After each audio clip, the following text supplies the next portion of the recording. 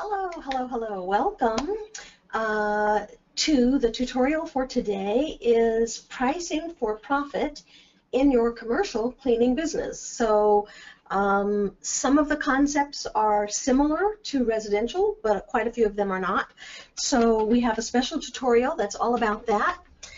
So let's get started. So the first thing I want to say to you is that yes, it's important that you price in a way that is going to be profitable for your business. But the other thing that's important is that you price in a way that's actually going to get you the business. It can't be so high that, so there's two things. You don't want it to be so low that you're not making any money. But you also don't want it to be so high that you don't get the business. And there's actually not that much wrong with it being high as long as you explain why it's high and you're able to justify and get buy-in from your prospect as to why it needs to be that high. So actually successful selling at profitable prices doesn't begin with the selling, it actually begins with the marketing.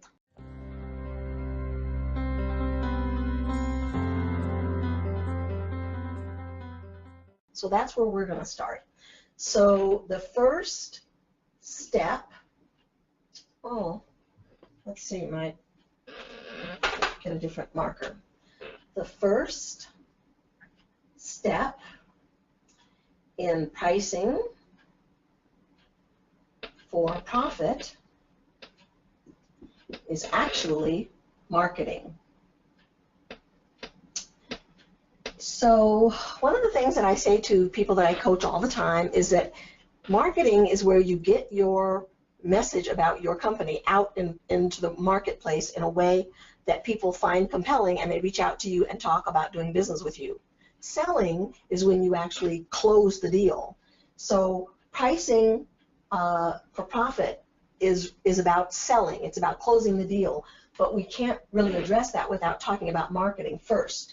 And so what you need to know to put yourself in a position to have profitable pricing is that the very first step begins with appropriate client attraction.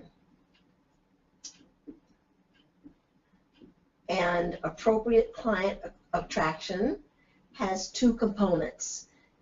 You need to really clearly identify and define your ideal client, and then you also need to clarify what your unique selling proposition is, and I'm going to underline the U because it really needs to be unique. So let's talk a little bit about what that might look like. So your ideal client needs to be, you need to help them recognize themselves in the course of your marketing message. So you need to say things like, is your office cleaning gone to the dogs? Let's just say, what you're really asking there is, do you have office cleaning? This is only for people who have office cleaning, and it's for people whose office cleaning is a problem. It's not for people who are already satisfied and who are just price shopping. So you might say something like, are you tired of micro managing your janitors at work? You see how I've helped the client to identify them? Maybe you could say something like, Las Vegas, I'm in Las Vegas, you deserve a great office cleaner. Okay, so again, I've specified where I am, and I've talked about what I'm offering. So all of these are ways in which I help my ideal client to recognize himself. I don't say things like, are you paying too much for office cleaning? Because that's going to attract price shoppers. And those aren't people that I'm interested in. So you want to be very careful and specific in identifying what is the problem that you solve for your ideal client.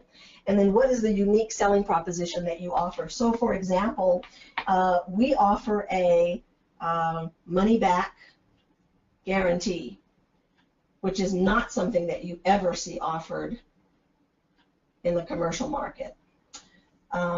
We talk a lot about, we have letters of recommendation.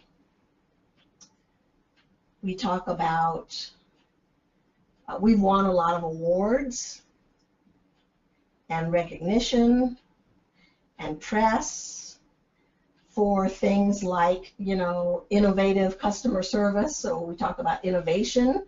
Innovation is not something that you typically think about in a cleaning industry, so that would make us unique.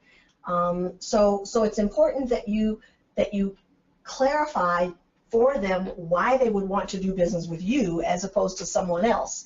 And it's no longer enough just to say things like, you know, licensed, bonded, and insured.